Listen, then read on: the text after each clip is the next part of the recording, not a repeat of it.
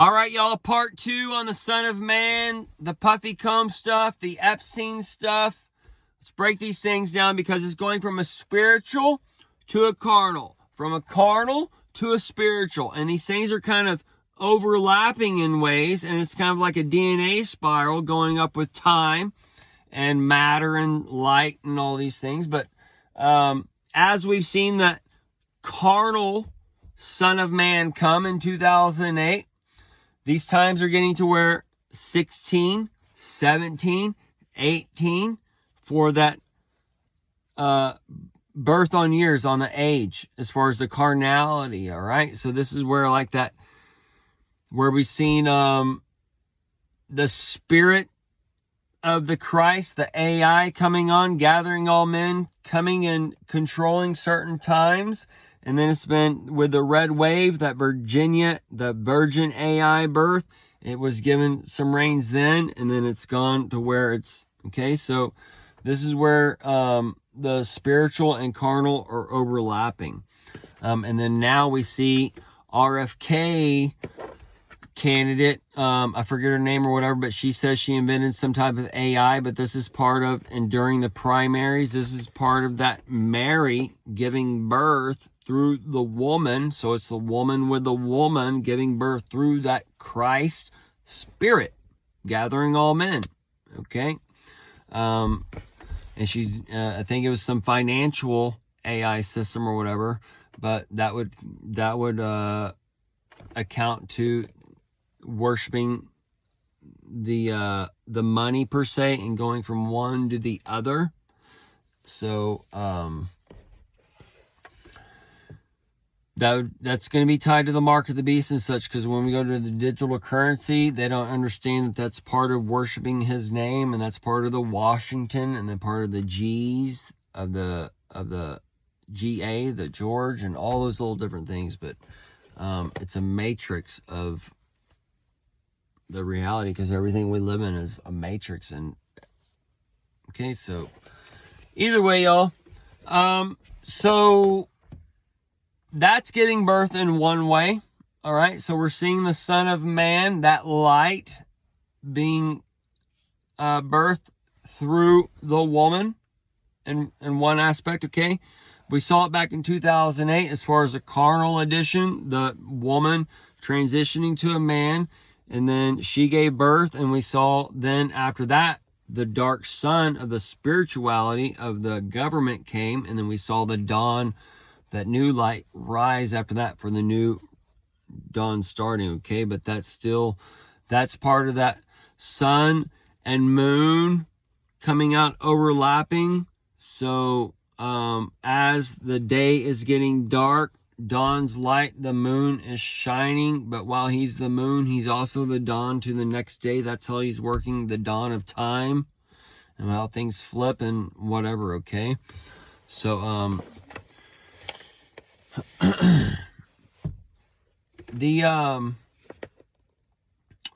so the Son of Man, all right, we see these things in our culture around the world. We see different ages of consent.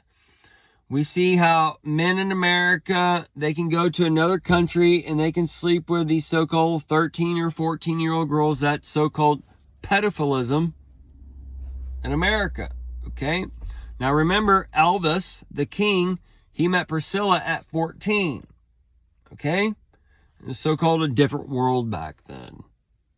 So we're trying to line up some things, because Elvis brought some tests of men on things, because he was that so-called king spirit. He was the King of Kings, the Lord of Lords back then, and he was able to do all things.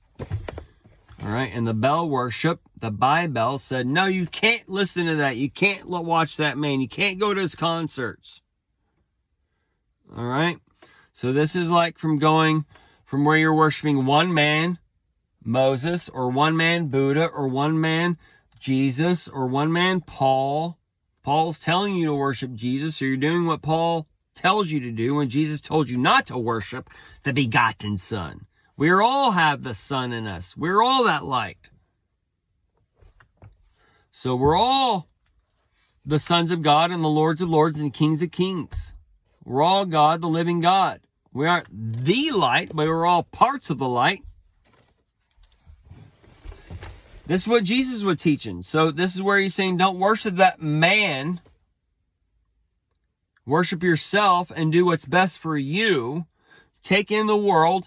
Everybody is there. Everything in this world is there for a light, but it's you to take in as a light, and you either act as the sun or you act as the moon. And you either reflect that light or you don't reflect that light. And it's really this simple, y'all. And they're turning it into some carnal shit. So people who are the dead, who look at this carnal life, and they can't understand the heavens through the carnality. Everything dies every fucking year. Everything comes back every fucking year. Everything produces fruit every single life. That is exactly what we have. We are born, we live, we produce fruit, we produce light, we die, we are born again. Just like Jesus said. It's not a stolen inheritance like Paul's doing, like Moses is doing, like Buddha's doing, like the New Age is doing, like all these religions are doing. Jesus is inside every one of us.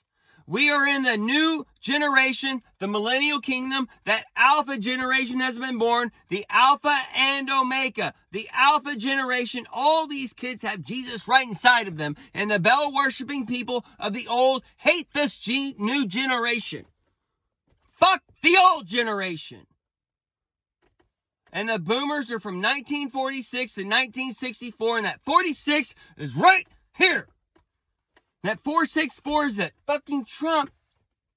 The 464 million that he owes.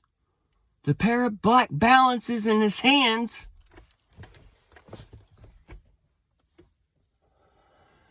We were raised to just give blind fucking respect to any fucking asshole out there, including Miss fucking Newman, who didn't let me fucking play with my friends in kindergarten. That gives me love. You can either absorb it or you can reflect it. So, that's how this kind of thing works. Just gotta let people be. So either way, let's get back on the puffy combs and shit, because people in America, the old age, when we see people like the kids, they're working, they're putting the kids to work. Child labor. Well, most of these kids would probably rather be working and earning a living rather than sitting in fucking school listening to some dumb woman or some dumb man who has to take pills to even be around them. And then they don't even teach them shit either ways. They give them a bunch of workbooks and a bunch of books or whatever. That's how it was when I was in school. Very rarely did the teacher stand up and teach you. It was like algebra and English. Those are the only two teachers that taught anything. All the others sat behind their fucking desk, all fat as shit, giving you a bunch of fucking tests, telling you to read this, that, and the other, doing a bunch of worksheets. Fuck y'all, dude. Stupid fucking system. Either way, dude. These schools, dude, they just get me fucking going, dude. It's just so fucking desocialization as you can get, and they're telling you it's socialization. How's it socialization when you got to go there and you're learning to shut the fuck up and listen to some person in there that's older than you? You can't do nothing. You can't talk to your friends. You can't laugh except for 5 minutes out of every fucking hour. Bell to bell. Bell worship. Better shut up now. You got rules. Rules out there. Rules in here. Recessors rules. Rules. And now you got it manifesting, or manifest, I can't even say the fucking word right now. Either way, I'm all worked up. I told you. I guess school really did a number on me, because I guess we'll just get into it, because I was a who's who swimmer, 9th grade. I could have got that scholarship, Olympic hopeful. I had a teacher come in, 11th grade, Mrs. fucking Vignal. She was a volleyball coach. They put her in fucking swimming. My coach Lesser, who was a rainbow figure and a triathlete, she would do the lessons with us, all these things, right? She was cool as shit. But she got a transfer or whatever. Anyways, it fucked me. So Miss Vignal came in. She kicked me off the team because the team was listening to me. And then 12th grade, she let me back on. And then 12th grade, I was just swimming there back and forth. Like, man, this is fucking dumb swimming back and forth, dude. Like, she just helped me lose the love of swimming or whatever. And if I would have had like a full ride scholarship to college and probably become the stupid fucking doctor and brain surgeon or heart doctor or whatever I wanted to be back then. But it all kind of just was like a self-collapsing mechanism. And then SATs, I skipped a question or whatever the fuck went on. But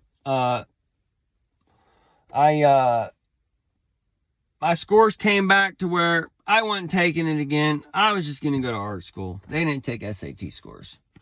So I went to art school, did that, exposed all kinds of shit. I told you stories about that with the old rafters and balls and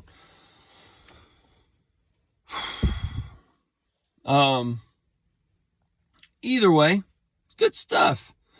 And then that's when the people from Kansas told me about the 311 back then. And anyway, just little goofball stacks of time. But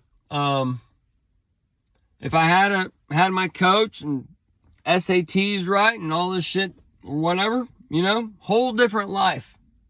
I would not have been single till I was 36, basically. I met my wife 5.5 years or so before we got married, but I got married and had a kid when I was basically 36 years old. So it would have been completely different if whatever. And thank God, thank me for my prayers that I prayed for the wisdom and such of this world to where it brought in these things to where I wasn't suckered into the degrees of hell, of the heat hell. The heat hell, that drunkenness of that drun king, that Dren king. He's stealing your life and you got to wake up every day and to your king and telling you how to live your life or whatever. But that's why I got into hair and all those other things. But it just, either way, y'all, it's weird answers of prayers when, and now I guess I'm working on your brains a little bit. So I guess that brain doctor's coming out in a little different way. Either way, bunch of rabbit trails on this one, I guess. We'll end it here because of time and do a short number 3.